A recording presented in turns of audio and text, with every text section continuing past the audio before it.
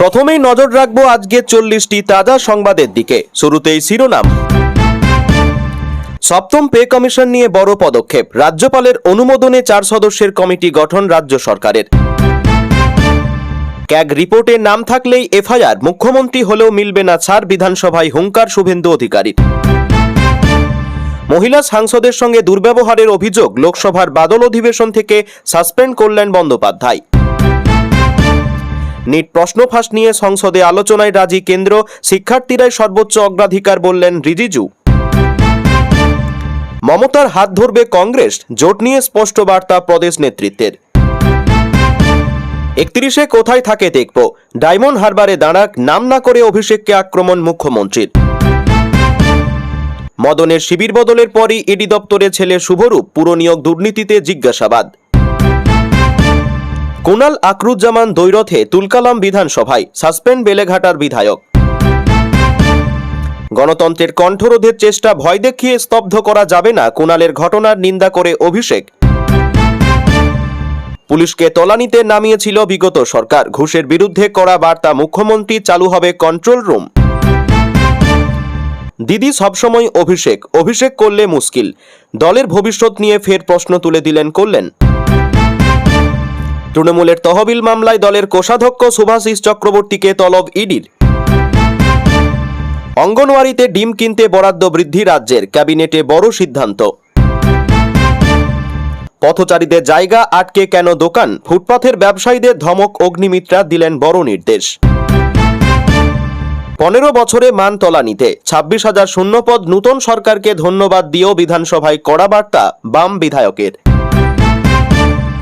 Smart meter বাধ্যতামূলক নয়, বিধানসভায় বামেদের বিঁধে শুভেন্দু বললেন, যাদবপুর পার্টি সাবধান থাকুন। কর্মসংস্থানে বাংলার অবস্থা ভয়াবহ, তৃণমূলের শিল্পে অনীহা নিয়ে রোজগার মেলায় তোপ মুখ্যমন্ত্রীর। কৃষকদের জন্য ভর্তুকি, অঙ্গনওয়াড়িতে বিনামূল্যে বিদ্যুৎ, প্রতি মাসে বিল, বড় ঘোষণা শুভেন্দু সরকারের।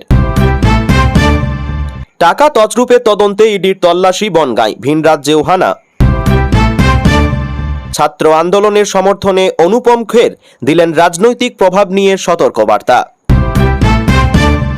নিটের প্রশ্ন ফাঁস কেলেঙ্কারি, আন্দোলন ছড়াচ্ছে দেশের অন্যত্র, বহু রাজ্যে রাজপথে কংগ্রেস বিজেপি মুখোমুখি। আরসোলাদের উপর লাঠিচার্জের পর অনশন ভাঙতে নয়া শর্ত সোনমের, চিঠি কেন্দ্রকে। গড়িয়াহাটে বেআইনি পার্কিং, অবৈধ ব্যানার করা পদক্ষেপ চাই কোর্ট।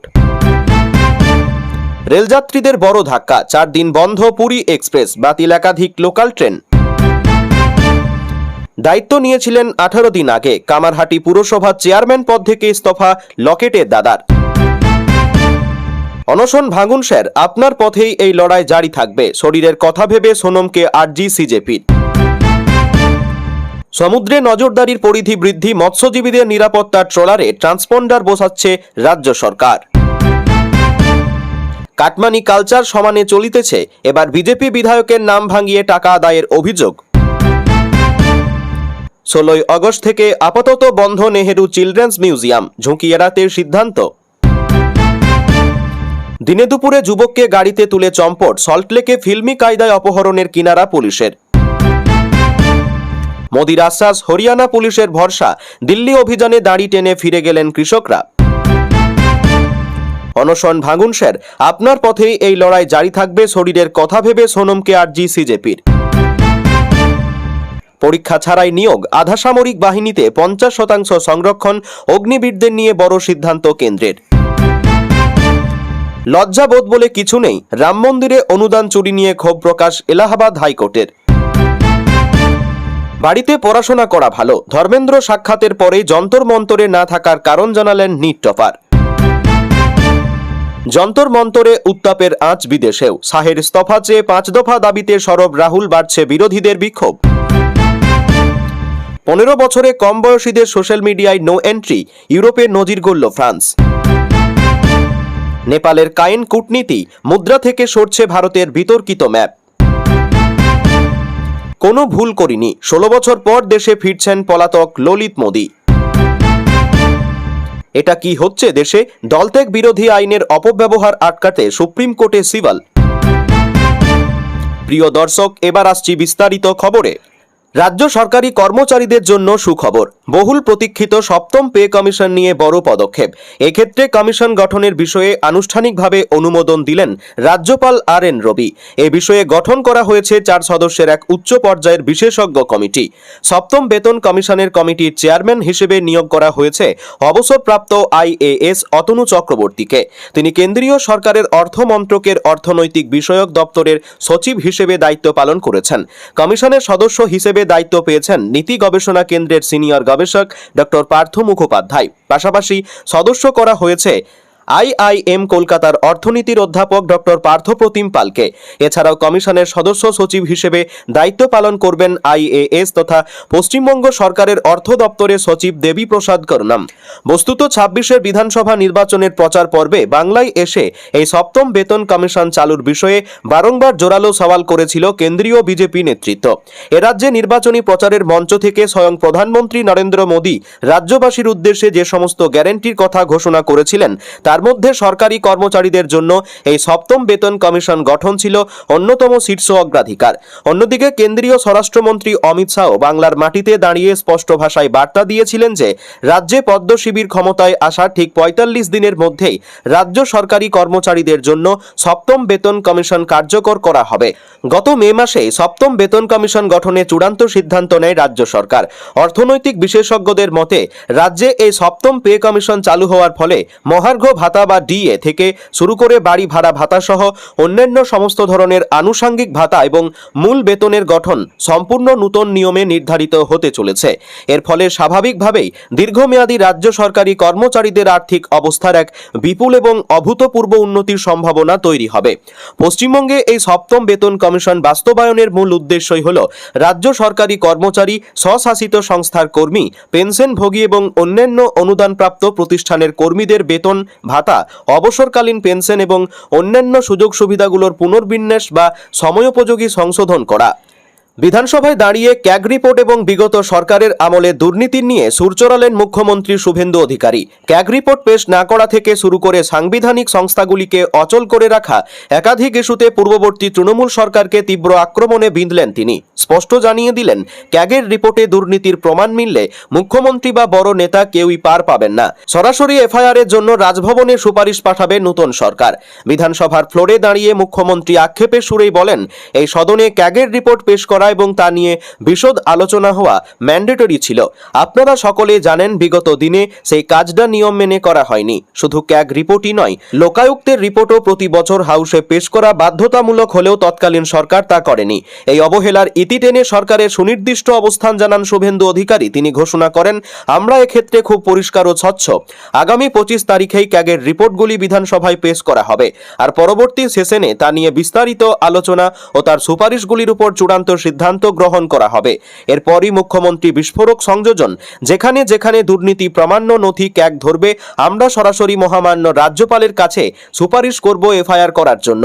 তিনি মুখ্যমন্ত্রী হন, মন্ত্রী হন, আর যে যত বড় রাজনৈতিক নেতাই হন না কেন, কাউকেই রেয়াত করা হবে না। প্রসঙ্গত, আমফানের ত্রাণ বন্টনে কোটি কোটি টাকা দুর্নীতির অভিযোগ মনে করিয়ে তিনি নরেন্দ্র মোদী সরকারে দেওয়া 3750 কোটি টাকা সাহায্যের কথা মনে করিয়ে দিয়ে শুভেন্দু বলেন, আমফানের সময় মোদীজি 2 দফায় বিপুল টাকা দিয়েছিলেন, কিন্তু সেই টাকা নিয়ে ব্যাপক দুর্নীতি হওয়ায় কলকাতা হাইকোর্টে জনস্বার্থ মামলা হয়।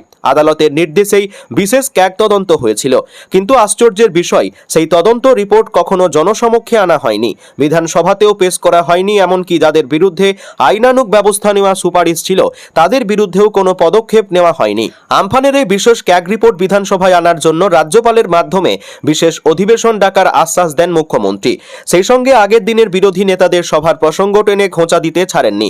তিনি বলেন, গতকাল এক ঝুড়ি লোক নিয়ে যারা বড় বড় ভাষণ দিচ্ছিলেন, ক্যাগ রিপোর্ট টেবিলে আসলেই তাদের আসল মুখোশটা অতি দ্রুত খুলে যাবে এবং কঠোর আইনি পদক্ষেপও গৃহীত হবে। ক্যাগ রিপোর্টের পাশাপাশি রাজ্যের বিভিন্ন কনস্টিটিউশনাল বডি বা সাংবিধানিক কমিশনগুলির বর্তমান হাল নিয়ে বিগত সরকারকে কাঠগড়ায় তোলেন মুখ্যমন্ত্রী। মানবাধিকার কমিশন, মহিলা কমিশন, শিশু সুরক্ষা কমিশন, SC/ST OBC কমিশন থেকে শুরু করে তথ্য কমিশন, সমস্ত সংস্থাকে ইচ্ছে করে নিষ্ক্রিয় ও অচল করে রাখার অভিযোগ তোলেন তিনি। রাজ্য মানবাধিকার কমিশনের প্রাক্তন চেয়ারম্যান তথা সুপ্রিম কোর্টের অবসরপ্রাপ্ত বিচারপতি অশোক গঙ্গোপাধ্যায়ের প্রসঙ্গ টেনে তিনি বলেন, বাংলার মানুষ দেখেছে কিভাবে একজন প্রাক্তন বিচারপতির ওপরে আক্রমণ ও হেনস্থা চালানো হয়েছিল। শেষে সাধারণ মানুষের আশ্বস্ত করে মুখ্যমন্ত্রীর বার্তা, আমি এই হাউসে দাঁড়িয়ে কথা দিয়ে যাচ্ছি, আগামী 1 আগস্ট থেকে সমস্ত কনস্টিটিউশনাল বডির কাজ পুরোদমে শুরু হয়ে যাবে। এই সংস্থাগুলি সাধারণ মানুষের সব অভিযোগ গ্রহণ করতে এবং তার উপর কড়া আইনি ব্যবস্থা নিতে বাধ্য থাকবে। লোকসভা চলতি বাদল অধিবেশন থেকে সাসপেন্ড তৃণমূল কংগ্রেসের সাংসদ কল্যাণ বন্দ্যোপাধ্যায়। মহিলা সাংসদদের সঙ্গে দুর্ব্যবহার, কুরুচিকর মন্তব্য এবং অসংসদীয় ভাষা ব্যবহারের অভিযোগকে কেন্দ্র করে তাকে অধিবেশনের বাকি সময়ের জন্য লোকসভা থেকে সাসপেন্ড করা হয়েছে। এই সিদ্ধান্তকে ঘিরে সংসদে যেমন বিতর্ক শুরু হয়েছে, তেমনি রাজনৈতিক মহলেও তৈরি হয়েছে নতুন আলোচনা। কল্যাণ বন্দ্যোপাধ্যায়ের বিরুদ্ধে প্রথম অভিযোগ জানান তৃণমূল কংগ্রেসের বিদ্রোহী এনসিপিআই সাংসদ কাকলি ঘোষ দস্তিদার। তিনি লোকসভার স্পিকার ওম বিড়লার কাছে লিখিত অভিযোগ জমা দেন। সেই অভিযোগে দাবি করা হয়, কল্যাণ বন্দ্যোপাধ্যায় মহিলা সাংসদদের উদ্দেশ্যে কুরুচিকর মন্তব্য করেছেন এবং এমন কিছু শব্দ ব্যবহার করেছেন যা সংসদের মর্যাদার পরিপন্থী ও অসংসদীয়। অন্য এক এনসিপিআই সাংসদ মিতালি বাগের সঙ্গেও বচসায় জড়িয়ে পড়েন কল্যাণ বন্দ্যোপাধ্যায়। সেই সময় তার বিরুদ্ধেও কটূক্তি করার অভিযোগ ওঠে। একাধিক মহিলা সাংসদের তরফে অভিযোগ সামনে আসার পর বিষয়টি গুরুত্ব সহকারে বিবেচনা করা হয়। এরপর কেন্দ্রীয় সরকারের পক্ষ থেকে আইনমন্ত্রী অর্জুন রাম মেঘওয়াল লোকসভায় কল্যাণ বন্দ্যোপাধ্যায়কে সাসপেন্ড করার প্রস্তাব আনেন। সেই প্রস্তাবের উপর ভোটাভুটি হয়। ভোটাভুটির পরই স্পষ্ট হয়ে যায় সিদ্ধান্ত।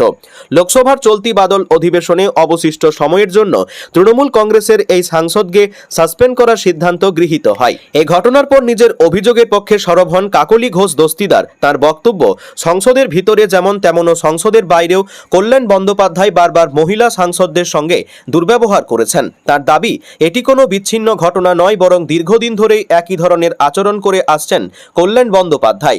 ঘটনার নেপথ্যে আরও একটি রাজনৈতিক সংঘাতের কথাও সামনে এসেছে।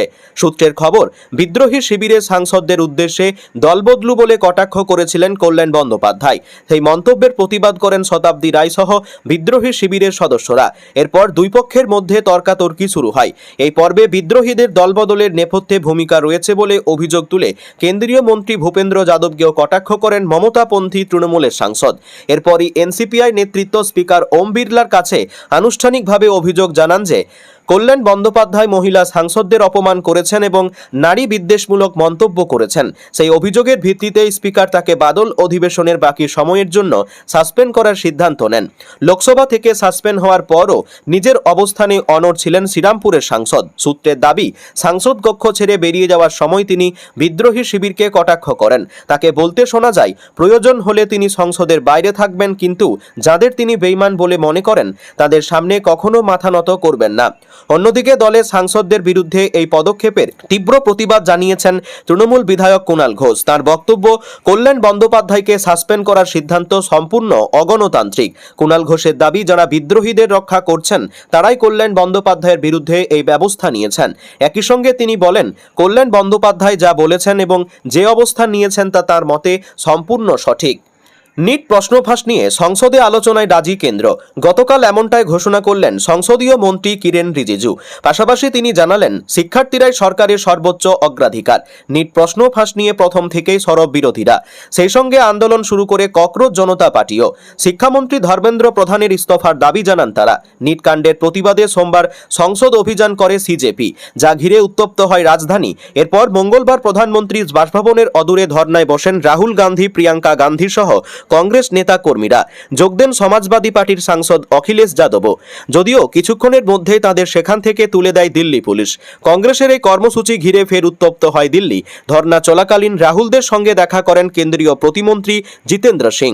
তখনই তিনি নিট প্রশ্ন ফাঁস নিয়ে সংসদে আলোচনার আশ্বাস দেন, কিন্তু তা সত্ত্বেও রাহুল ধর্না তুলতে অস্বীকার করেন বলে অভিযোগ। শুধু তাই নয়, ক্রমাগত তিনি তার দাবি দেওয়া বদল করতে থাকেন বলেও অভিযোগ করেছেন জিতেন্দ্র।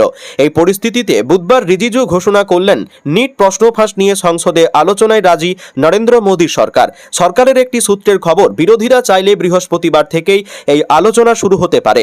রিজিজু বলেন, আলোচনার সময় বিরোধীরা তাদের বক্তব্য তুলে ধরতে পারে, তাদের কেউ বাধা দেবে না, কিন্তু আলোচনার আগে যদি শর্তের পাহাড় তুলে ধরা হয় তাহলে এর অর্থ হলো আপনারা আসলে আলোচনা চান না। আমরা খোলা মনে জানিয়েছি যে নিট প্রশ্ন ফাঁস নিয়ে আমরা আলোচনায় প্রস্তুত।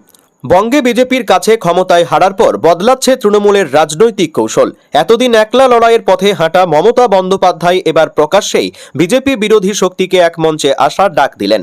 তবে সেই আহ্বানে সাড়া দেওয়ার কোনো তাড়াহুড়ো নেই বলেও স্পষ্ট জানিয়ে দিল প্রদেশ কংগ্রেস। বিধানসভা নির্বাচনে বিপুল আসনে জয় পেয়ে ক্ষমতায় এসেছে বিজেপি, আর বড় ধাক্কা খেয়েছে তৃণমূল কংগ্রেস। এদিন 21শে জুলাইয়ের সমাবেশ থেকে বাংলায় ইন্ডিয়া জোটের শরিকদের সঙ্গে একসঙ্গে লড়াই করার ইচ্ছাও প্রকাশ করেন মমতা বন্দ্যোপাধ্যায়। মঞ্চ থেকে মমতা বলেন, বাংলার সব রাজনৈতিক দলকে বলছি, যারা সত্যিই বিজেপির বিরুদ্ধে জোট বাঁধন তৈরি হন। তাঁর এই মন্তব্যের পর স্পষ্ট, রাজ্যে বিজেপিকে টক্কর দিতে এবার জোটের সমীকরণকেই গুরুত্ব দিতে চাইছে তৃণমূল। শুধু কংগ্রেস নয়, বাম দলগুলির প্রতিও একই আহ্বান জানান মমতা বন্দ্যোপাধ্যায়। তার কথাই, বিজেপির বিরুদ্ধে রাজনৈতিক লড়াইয়ে তাঁর বা দলের কোনো ধরনের ইগো নেই। উল্লেখ্য, গত জুন মাসে কংগ্রেসের ডাকা ইন্ডিয়া জোটের বৈঠকেও অভিষেক বন্দ্যোপাধ্যায়কে সঙ্গে নিয়ে যোগ দিয়েছিলেন তৃণমূল নেত্রী। সেই সময় জল্পনা তৈরি হয়েছিল কংগ্রেসের সঙ্গে তৃণমূলের সম্পর্ক আরও ঘনিষ্ঠ হতে পারে, যদিও সেই সম্ভাবনা শেষ পর্যন্ত বাস্তবায়িত হয়নি। এবার ফের জোটের বার্তা সামনে আসায় রাজনৈতিক মহলে নতুন করে প্রশ্ন উঠেছে, কংগ্রেস কি মমতার সেই প্রস্তাবে সাড়া দেবে? যদিও ইন্ডিয়া জোটে শরিক হয়েও পশ্চিমবঙ্গে আসন সমঝোতার পথে এতদিন হাঁটেনি তৃণমূল। সেই কারণেই 2024 সালের লোকসভা নির্বাচনে এবং 26 সালের বিধানসভা ভোটে রাজ্যে একাই লড়েছিল দলটি। তবে মমতার এই আহ্বানকে গুরুত্ব দিতে নারাজ প্রদেশ কংগ্রেস। তৃণমূলের 15 বছরের শাসনের অবসানের পর বিজেপির বিরুদ্ধে ঐক্যের ডাককে কটাক্ষ করেছেন দলের মুখপাত্র সুমন রায়চৌধুরী। কংগ্রেসের মুখপাত্র বলেন, তৃণমূল নেত্রীর এখন হঠাৎ মনে পড়েছে ইন্ডিয়া ব্লক ও জোটের কথা। এতদিন ন্যারেটিভ তৈরি করেছেন সারা দেশে তিনি বিজেপিকে আটকাতে পারেন, সেজন্য জোটের নেতৃত্ব ওনাকে দেওয়া হোক, কংগ্রেসের দ্বারা হবে না। এখন তৃণমূল বাংলা থেকে উঠে গেছে। যে বিজেপিকে উনি জায়গা করে দিয়েছেন, সেই বিজেপি ওনাকে শূন্য করে দিয়েছে। তৃণমূল এখন শেষ। ব্যক্তিগত ক্যারিশমাই সভায় লোক হলেও রাজ্যে তৃণমূল আর নেই।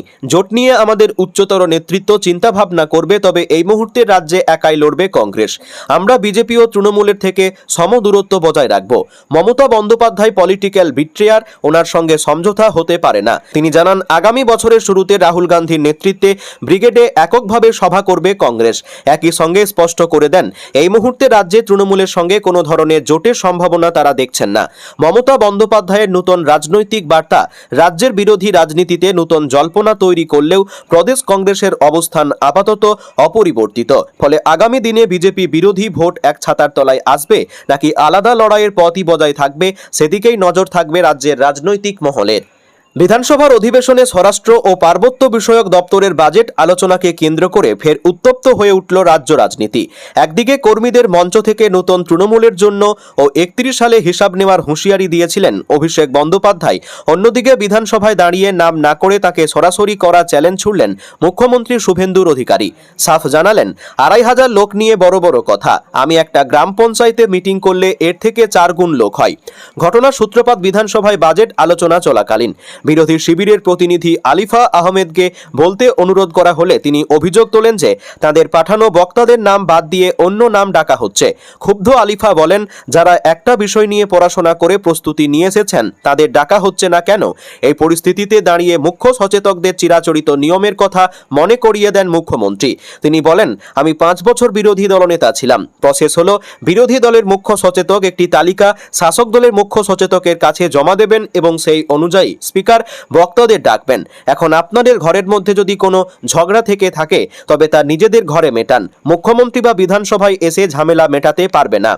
এরপরেই আগের দিনের সভা থেকে করা মন্তব্যের জেরে তৃণমূলের সর্বভারতীয় সাধারণ সম্পাদক অভিষেক বন্দ্যোপাধ্যায়কে নাম না করে কড়া ভাষায় আক্রমণ করেন মুখ্যমন্ত্রী।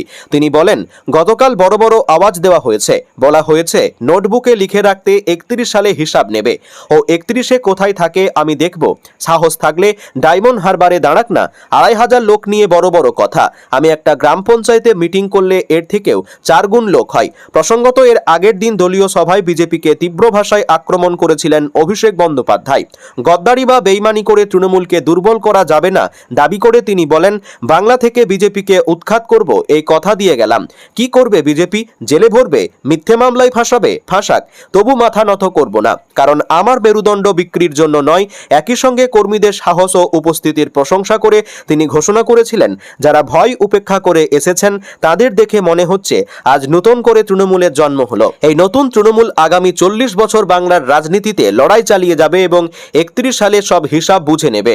অভিষেকে সেই 31-এর হিসাব ও চ্যালেঞ্জের জবাব দিতেই মুখ্যমন্ত্রী বিধানসভার ফ্লোর থেকে ডায়মন্ড হারবারের প্রসঙ্গ টেনে পাল্টা আক্রমণ শানালেন বলে মনে করছেন রাজনৈতিক মহল। মমতা বন্দ্যোপাধ্যায়ের হাত ছেড়ে যোগ দিয়েছেন ঋতব্রত বন্দ্যোপাধ্যায়ের আসল তৃণমূলে। শিবির বদলের পরই তদন্তে সব রকম সাহায্যের বার্তা দেন মদন মিত্র। এমনকি স্ত্রী পুত্ররাও তদন্তের মুখোমুখি হবেন বলে জানান। এরপরই এনফোর্সমেন্ট ডিরেক্টরেটদের মুখোমুখি হলেন ছেলে শুভরূপ মিত্র। নিয়োগ দুর্নীতি মামলায় মদন মিত্রের দুই পুত্র শুভরূপ এবং স্বরূপ এবং স্ত্রী অর্চনা মিত্রকে আলাদা আলাদা দিনে তলব করেছে ইডি। এমনকি তলব করা হয়েছে খোদ কামারহাটির বিধায়ককেও। আগামী 29 জুলাই তার হাজিরা দেওয়ার কথা রয়েছে। তার আগেই গতকাল ইডির দপ্তরে হাজিরা দিলেন শুভরূপ মিত্র।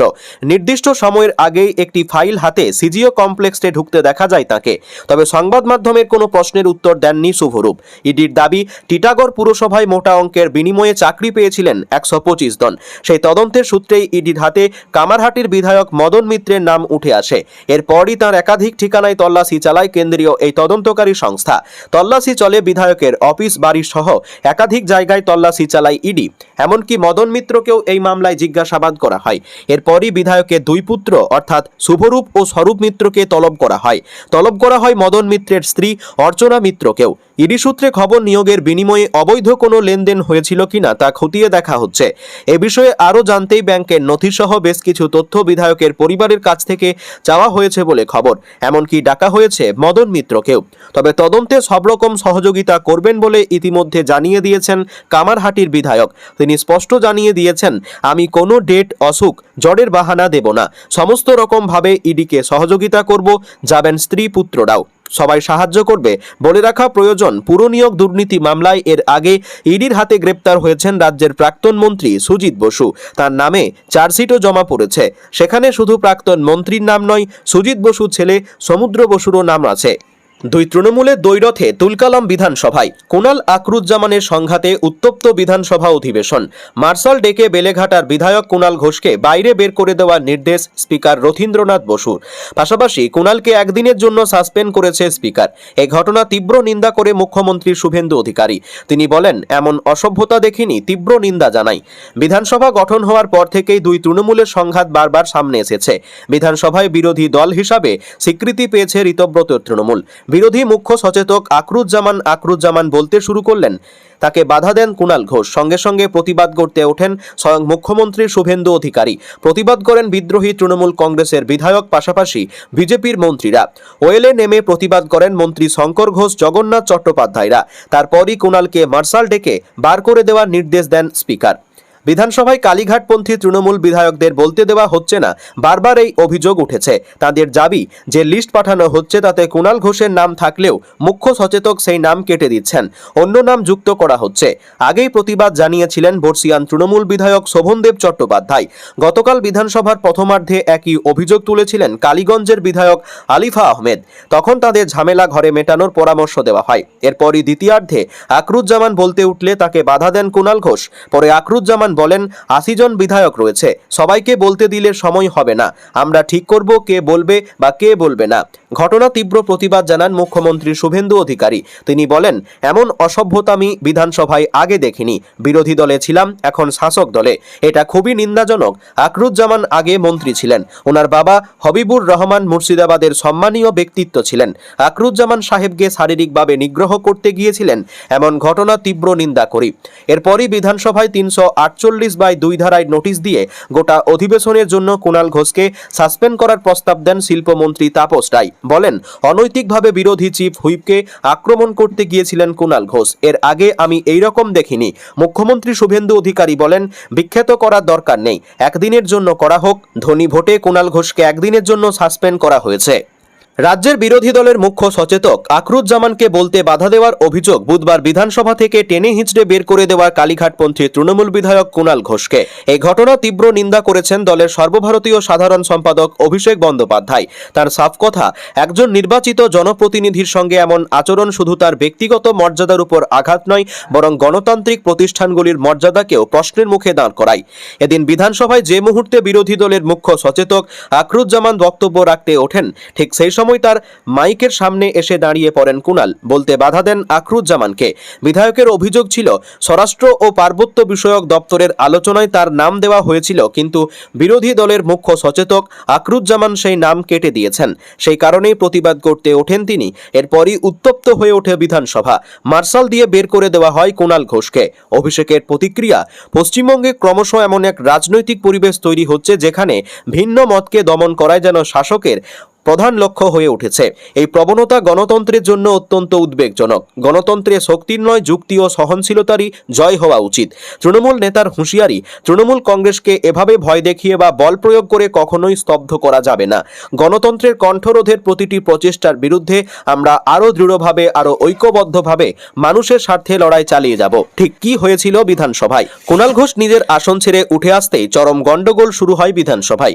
বিজেপি বিধায়করা ওয়েলে নেমে এসে কুণালকে বাধা দেন, তাকে আসনে ফিরে যেতে বলেন। শুধু তাই নয়, স্পিকার রথীন্দ্র বোসও কুণালকে বারংবার নিজের আসনে ফিরে যেতে অনুরোধ করেন। না গেলে তাকে বিধানসভা থেকে বের করে দেওয়া হবে বা পরবর্তী ক্ষেত্রে সাসপেন্ড করা হবে বলেও হুঁশিয়ারি দেন তিনি। তাতেও কাজ না হওয়ায় মার্শাল ডেকে কুণাল ঘোষকে টেনে হিঁচড়ে বের করে দেওয়া হয়। গোটা ঘটনায় তীব্র প্রতিক্রিয়া দিয়েছেন মুখ্যমন্ত্রী শুভেন্দু অধিকারী। তার মতে, বিধানসভায় এই ধরনের ছবি এর আগে দেখা যায়নি। এভাবে কেউ বা কোনো দলের বিধায়ক অসভ্যতা করেনি। তার সাফ কথা, আকরুজ্জামানকে শারীরিকভাবে নিগ্রহ করতে ও হেনস্থা করতে এগিয়ে গিয়েছিলেন কুণাল ঘোষ। এটা কোনোভাবেই কাম্য নয়।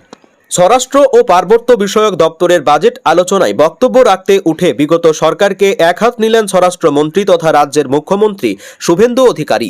জবাবি ভাষণে পুলিশ প্রশাসনের সংস্কার, নিয়োগ দুর্নীতি, অনুপ্রবেশ রোধ থেকে শুরু করে বিরোধীদের একের পর এক অভিযোগে কড়া ভাষায় জবাব দেন মুখ্যমন্ত্রী। ভাষণের শুরুতেই পুলিশ প্রশাসনের আগের অবস্থার সমালোচনা করে মুখ্যমন্ত্রী বলেন, বিগত সরকার পুলিশ দপ্তরকে যতটা নিচে নামানো সম্ভব নামিয়ে দিয়ে গেছে। সারা দেশে দীর্ঘদিন ব্রিটিশ আমলের আইন চালু ছিল। দেশের প্রধানমন্ত্রী ও স্বরাষ্ট্রমন্ত্রী সব সেক্টরের সঙ্গে দীর্ঘ আলোচনার পর 2024 সালের নতুন ভারতীয় ন্যায় সংহিতা কার্যকর করেছিলেন। কিন্তু আমরা ক্ষমতায় আসার আগে পর্যন্ত এই রাজ্যে বিগত সরকার সেই আইন প্রয়োগই করেননি। শুধু তাই নয়, গত 13 বছর পর বিধানসভায় এত গুরুত্বপূর্ণ একটি দপ্তরের বাজেট নিয়েও কোনো আলোচনায় হতে দেওয়া হয়নি। রাজ্যের পুলিশ বাহিনীর ঘাটতি তুলে ধরে তিনি বলেন, প্রতি 1000 জন সাধারণ মানুষের জন্য গড়ে 150 জন পুলিশ থাকা উচিত। সেখানে পশ্চিমবঙ্গে আছে মাত্র 106 জন। বিগত সরকার বছরের পর বছর কোনো স্থায়ী নিয়োগ করেনি, কারণ একটাই, স্থায়ী পদে চাকরি পেলে যদি ক্যাডার বানিয়ে রাখা না যায়, সেই ভয়ে সিভিক ভলেন্টিয়ারের নামে অস্থায়ী কর্মী দিয়ে কাজ চালানো হতো। বর্তমানে পুলিশে মোট অনুমোদিত পদ 1,21,344টি, যার মধ্যে শূন্য পদই রয়েছে 43,073টি। দলবদল নিয়ে বিগত সরকারকে আক্রমণ করে মুখ্যমন্ত্রী স্মরণ করিয়ে দেন, 2011 সাল থেকে 54 জন বিধায়ককে দলবদল করানো হয়েছিল। আগের অধ্যক্ষ মহাশয় এখন কোথায় পালিয়ে গিয়েছেন? তখন তো খারাপ লাগেনি, এখন কেমন লাগছে? এমনকি উপনির্বাচনে কংগ্রেসের জেতা একমাত্র সমেধন নীলমণি বিধায়ককেও ছিনিয়ে নেওয়া হয়েছিল। আইন মেনে কাজ করার অপরাধে যেসব পুলিশ অফিসারকে বিগত সরকার কম্পালসারি ওয়েটিংয়ে পাঠিয়েছিল, তাদের পাশে দাঁড়ানোর আশ্বাস দেন শুভেন্দু অধিকারী। তিনি স্পষ্ট জানান, ওই অফিসাররা যেন তাদের নাম স্বরাষ্ট্র সচিবের কাছে জমা দেন, তাদের উপযুক্ত পুরস্কার এবং সম্মান দেওয়া হবে। বিধায়কদের উদ্দেশ্যে মুখ্যমন্ত্রী জানান, রাস্তায় যদি কোনো পুলিশ কর্মী ঘুষ চান বা অবৈধ চালানের খবর মেলে, তবে তার বিরুদ্ধে সঙ্গে সঙ্গে ব্যবস্থা নেওয়া হবে। এর জন্য 3টি ডেডিকেটেড ফোন নম্বর চালু করা হচ্ছে। স্বাস্থ্য দপ্তরের মত, এবার অনলাইনে পুরো নজরদারি চালানো হবে। যে কোনো জায়গায় কোনো ট্রাফিক পুলিশ রাস্তায় হাত পেতে টাকা তুললে কলকাতা থেকেই তা দেখতে পাওয়া যাবে এবং সংশ্লিষ্ট কর্মীকে রেয়াত করা হবে না। অনুপ্রবেশ ইস্যুতে সরকারের অবস্থান স্পষ্ট করে মুখ্যমন্ত্রী বলেন, শরণার্থী এবং উদ্বাস্তুরা আশ্রয় পাবেন, কিন্তু বেআইনি অনুপ্রবেশকারীদের রাজ্য থেকে ঘাট ধাক্কা দিয়ে বের করা হবে। চাঁচলের বিধায়ক প্রসূন বন্দ্যোপাধ্যায় ও আকরুজ্জামানদের আশ্বস্ত করে তিনি বলেন, বীরভূমের ঘটনার পুনরাবৃত্তি আর ঘটবে না। এই দেশের কোনো বৈধ নাগরিককে হেনস্থা হতে হবে না, সে বিষয়ে আমি কথা দিচ্ছি।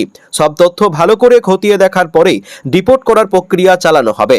অন্যদিকে 21শে জুলাইয়ের আগে তৃণমূলের মঞ্চ মঞ্চে আক্রমণের যে অভিযোগ প্রাক্তন মুখ্যমন্ত্রী মমতা বন্দ্যোপাধ্যায় করেছিলেন তা নিয়েও কটাক্ষ করেন শুভেন্দু অধিকারী। তিনি বলেন, জোড়া ফুল চিহ্ন ওদের থাকবে নাকি সর্ষে ফুল আঁকতে হবে তা ঠিক করবে নির্বাচন কমিশন।